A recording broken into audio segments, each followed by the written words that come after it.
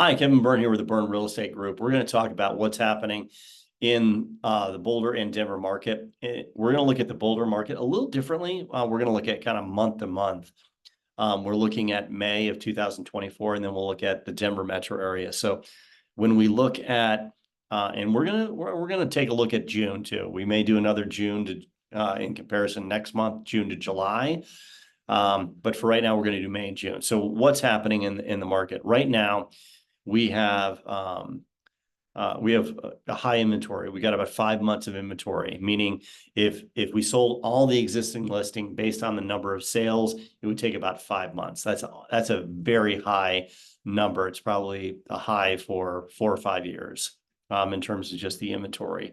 There's 222 listings actively residential in the city of Boulder. That's up about 30% from the prior year. When we compare May, we had 236 new listings or active listings.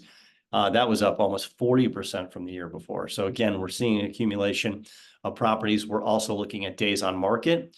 How long is it taking to sell? That's going up. In May, it was up about 10%. This month, it's up about 9%. So it's taking about 60 plus days, a little 62 days for a property to close if it's priced right. Now, the average sale price has vacillated. In May, it was actually down almost 6% from the year before, $1.4 million. And in June, it was almost $1.6 million, and that was up 4.5.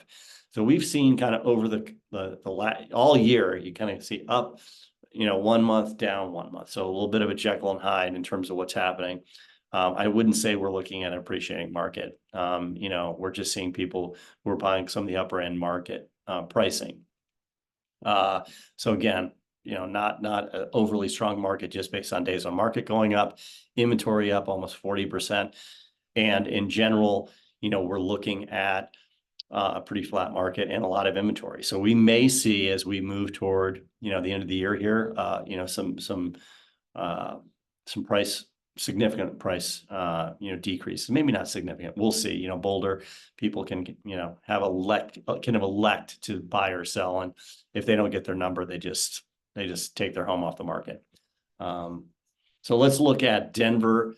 So overall, I would say June, a very bad month in terms of sales. Again, if we look at the volume, $76 million in sales. The year before, $130 million.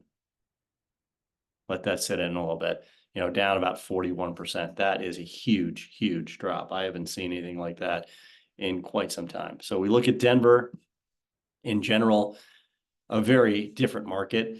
The average in the Denver metro area, we're looking at an average sale price of right around $600,000. So the median sale price closed for May of 2024, 600,000. Days on market, 9 days. So Boulder, comparing that over 60 days, we're at 9 days. Weeks of inventory is 9. City of Boulder, almost 6 months. So much different market. And we're looking at almost 4,200 pended and 4,300 closed, for the month. So when we kind of look at it in general, we had a high in sales in May 2024. So it's continuing to go upward.